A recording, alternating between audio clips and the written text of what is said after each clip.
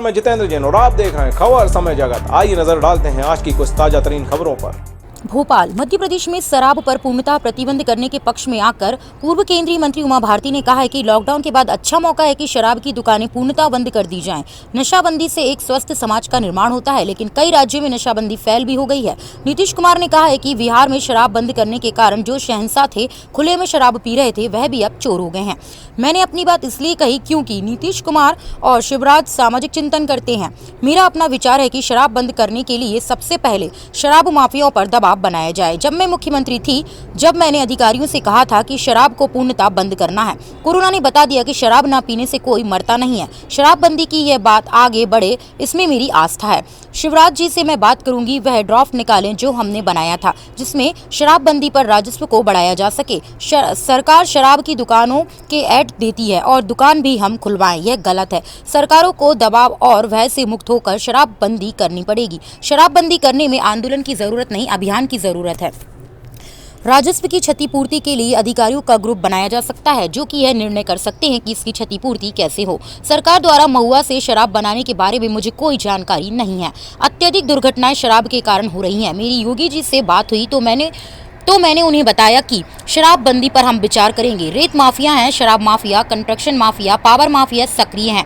ये अपने पूरे तंत्र को फैला कर रखे हैं। माफियाओं का जाल किसी राजनीतिक संगठन से नहीं होता है, ये मुनाफे के लिए होते हैं। मैं माफियाओं को किसी राजनीतिक संगठन से नहीं जोड़ती। सिंधिया के पड़ोसी बनने पर कहा कि सिंधिया वह सभ्य हैं, सरल हैं। मुझे खुशी है मेरे भतीजा मेरी पड़ोसी बन गया। दिग्विजय सिंह पढ़े लिखे नेता हैं, उनके परिवार मेरा सम्मान होता है। उनका सबसे बड़ा शत्रु उनकी जीभ है, उनकी जबान कंट्रोल में नहीं है। आज 30 साल के बाद ऐसा मौका आया है। सरकार को भी मौका है किसानों से बात करने का। सभी को अहंकार और हट से मुक्त होना पड़ेगा। प्रदेश की समस्या नहीं है शराब।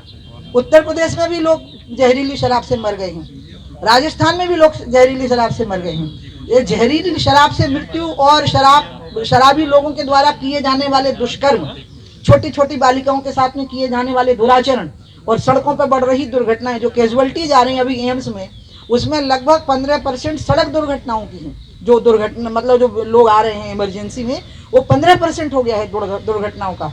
और दुर्घटनाओं के 15% में 99 प्लस हाफ % शराब कारण है।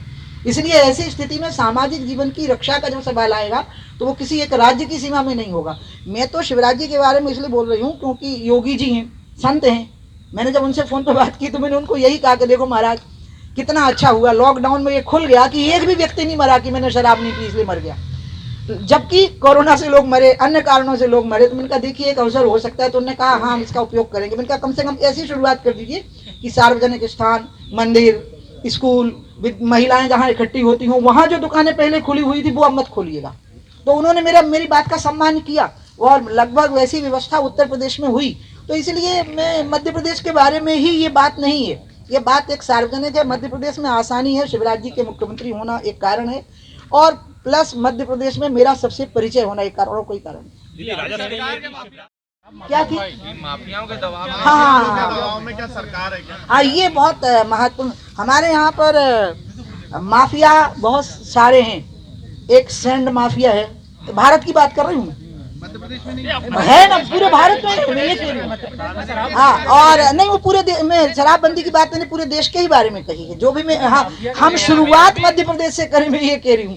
लेकिन एक मिनट, शराब माफिया है, क्या बोलते हैं, रेत माफिया है, खनन माफिया जिसको बोलते हैं, कंस्ट्रक्शन माफिया है, और एक पावर माफिया और हुआ है, पावर जनरेशन वाला, जो इतने जल्दी पावर प्रोजेक्ट बनाने के लिए क्लियरेंस लेने में माहिर होते हैं और वो ऐसा माहौल बना देते हैं कि जो उसका विरोध करे वो विकास के विरोधी कहलाने लग जाते हैं। ये मैंने पावर माफिया का सामना किया है ना, क्योंकि गंगा जी पर जो उत्तराखंड में लगने वाले पावर प्रोजेक्ट थे उसमें 40,000 करोड़ का निवेश था 72 पावर प्रोजेक्ट में।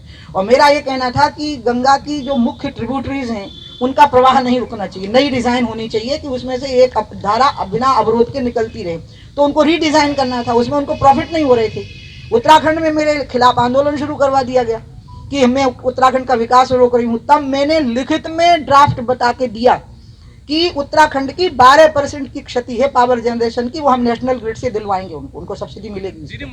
तो इसलिए आप ये बताइए कि भाजपा शासित आपने ये पहली बात तो यह है कि जैसा कि मैंने आपको कहा कि आपस की बातचीत एक सामाजिक वातावरण और उसमें आप लोग का सहयोग, ये बात अभी इसी स्टेज पर रहेगी। मैं आपस में भी बातचीत करूंगी, मैं मिलूंगी ही, जैसा कि मैंने आपको कहा। दूसरी बात जो आपने कही है, तो बात कहने का तो मौका होना ही चाहिए और अपनी बात कहनी चाहिए। अब क्या परिस्थितियां बनती हैं, सामने वाला क्या उत्तर देता है, उसको मैं बता नहीं पाती हूँ।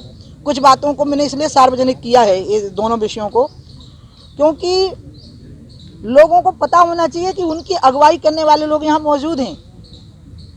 जब मैंने पार्लियामेंट में आरक्षण में ओबीसी महिलाओं के आरक्षण का मसला उठाया तो पार्टी का एजेंडा नहीं था, तो पार्लियामेंट उस समय के लिए एडजर्न हो गई तुरंत। देवगौड़ा जी जब प्रस्ताव लाए तो उन्होंने तुरंत वापस किया उस प्रस्ताव। मैंने कहा आप इसको वापस लीजिए और पहले सभी वर्गों का समावेश इसमें कैसे होगा, इसकी व्यवस्था को लागू करिए इसमें। तो पार्लियामेंट तुरंत एडजर्न कर दी गई क्योंकि एकदम हंगामा हो गया। मैं बाहर आई तो मैं आपको अटल जी की बात बताती हूँ। अटल जी ने मुझसे पूछा कि बेटा क्या हो गया, क्योंकि सभी ये निर्विरोध प्रस्ताव आ रहा था 33% आरक्षण का, उसमें मैंने ये पॉइंट रेस कर दिया और जिस पर देवगौड़ा जी ने उस प्रस्ताव को वापस लिया और कहा कि इस पर विचार करके वापस आएंगे। तो मैंने अटल जी से कहा कि भारतीय जनता पार्टी को सभी वर्गों का प्रतिनिधित्व करना चाहिए और ये चीज़ उन वर्गों को पता लगनी चाहिए, इसलिए मैंने ये बात कही है। तो कुछ बातें हम तब अटल जी ने मुझे कहा कि नहीं तुमने बिल्कुल ठीक किया, उन्होंने मुझे तुरंत कहा कि नहीं तुमने बिल्कुल ठीक किया।